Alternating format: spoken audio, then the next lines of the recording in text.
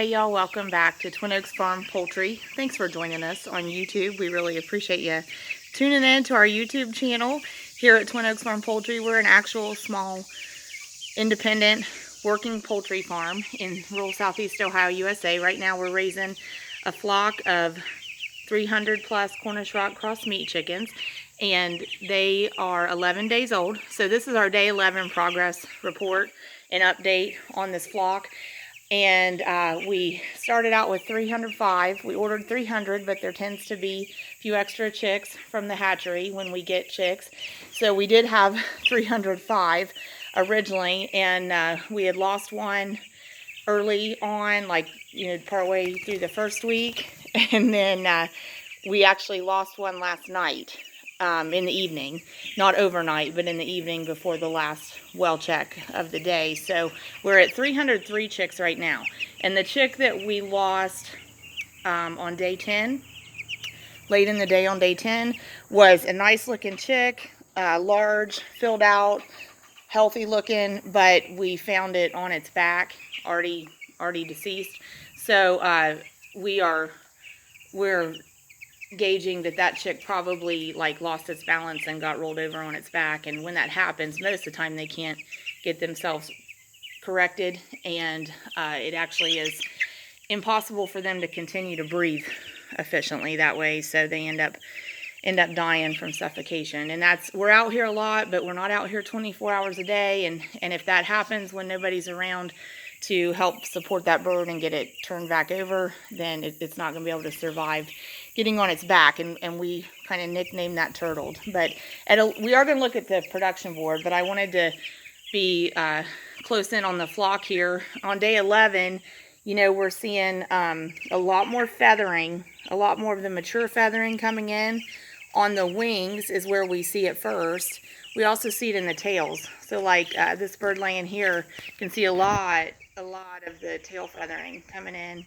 They do get these feathers gradually, and for the most part they feather in completely by the end of production, which our production cycle at our little farm operation is 6 weeks, 42 days. So the day they turn 6 weeks old is the day that we prefer to have them go into processing into wholesome and delicious poultry. And they gradually feather in throughout the entire time, and it'll vary. It's an individual characteristic. Some will feather completely, some will look partially bare even at the end of production. So going on today, I've already filled all the waters and filled all the feeders, and can see, for example, there's a bird that appears to be panting right there. Okay. And, then there's these other birds that don't look like they're panting at all. They look perfectly fine. So panting is a coping mechanism if they're starting to feel a little warm. So, the birds are feeling warm. We've turned off all of the supplemental heat. We have 6 heat lamps in there. They were on overnight. We had those turned off by about 10 this morning. Around 10 this morning, I believe the temperature outdoors was 70 degrees. So our barn basically matches that. The doors were all closed up still at that point. As I'm recording, it's almost 1 in the afternoon. We are approaching 90 degrees. It's in the high 80s for sure. So actually, high 80s is where we would gauge that 11-day-old birds want to be temperature-wise. So it's really a good temperature range for them, but the day is going to continue to get hotter.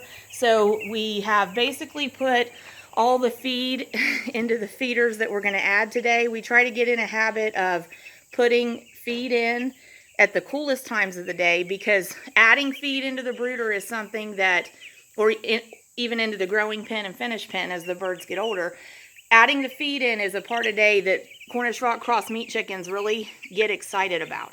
So when we add feed in, it immediately increases their activity level and gets them up, gets them moving around, which is a good thing. We want that to happen. We want them using their legs moderately but frequently so they keep their strength up, because they get heavier quickly, and that can break their legs down if we don't keep them moving around as they're growing. So we want them like here, this is great. These ones that are eating are actually standing up while they eat.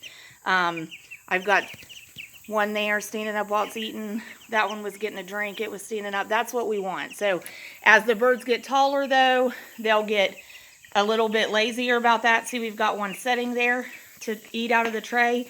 So that's a feeder that we probably can put a riser under, and those birds will still be able to access that. We want them standing up while they eat. But as I said, adding that feed in like immediately increases that activity level. So we don't want to stress them out when the day gets hotter and hotter.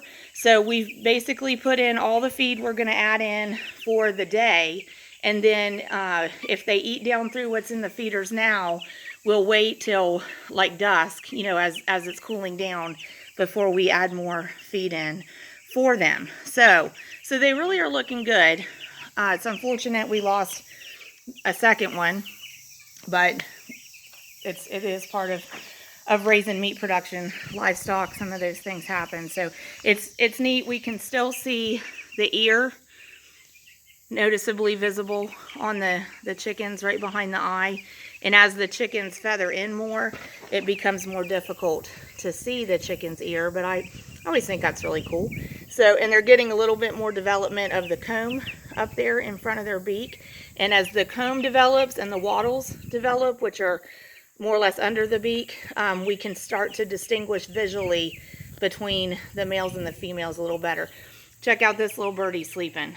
I mean, that is really totally invested in getting your nap. So there's one starting to nod off. So they're very comfortable. We can tell that our birds right now are very comfortable. They're well spread out across their pen, and we're still calling it a brooding phase. They'll be approaching what we call the growing phase in about 3 days, but basically it's all the same continuum from hatch to harvest for production birds for meat chickens. So let's take a quick look at our production board. We did take a look at it on day 10, I believe, but like here, you know, here was an adjustment last night. We were holding at 304 chicks. We're down to 303, and we note the cause there. Like the first one we lost because it was a runt and just failure to thrive on that one. That was back on day 5. And then this was day 10, lost a chick that we say had turtled, meaning it was on its back. Keeping track of the mileage that we drive, and you know, then we figure that into our expenses later at the going rate for mileage. Showing you our feed here. You know, the frequency of feeding out 50-pound bags was initially like every 3rd day. Now we're up to opening a bag a day, which is right on target for where we expect to be with this size flock. We showed this in day 10, I believe. We've totaled 7 bags in use in their pen. Now, I showed you our running total. So we were up to $1,361 of production cost on this flock of just over 300 chickens. So that had included what we anticipate is 2/3 of their feed and the bedding that we've purchased so far and the electrolyte supplements and the cost of the chicks. We know we will be adding in possibly 20 more bags worth of feed, so that could be about another $320, and we're allotting maybe $1,800 for the processing, because we take our birds to a USDA inspected processor, to a processing house. So if we, hey y'all, it's Melissa. So if we do get up to that point, I'd run those numbers. I don't have that total right in front of me, but I know when I averaged it out per bird, best case scenario right now with taking them to the processor at the end of production is production cost $11 per chicken. So that's where we're at on that now, but we're going to keep following that and keep you updated and tuned in on what is it costing to produce the flock. And we'll probably add in, we can pinpoint what it costs our electrical use to run the supplemental heat, and we'll probably add that in, so that jacks that up a little bit. But we are closing in on when I run out of recording time. We're just going to pan through the pen. Y'all, thanks for joining us. Please subscribe to Twin Oaks Farm Poultry. We enjoy producing poultry and inspiring people to consider raising their own food and sourcing their food locally. We love local ag where we are. We hope you love local ag where you are, and we hope you'll join us again. And we pray for blessings on all of y'all. God bless you.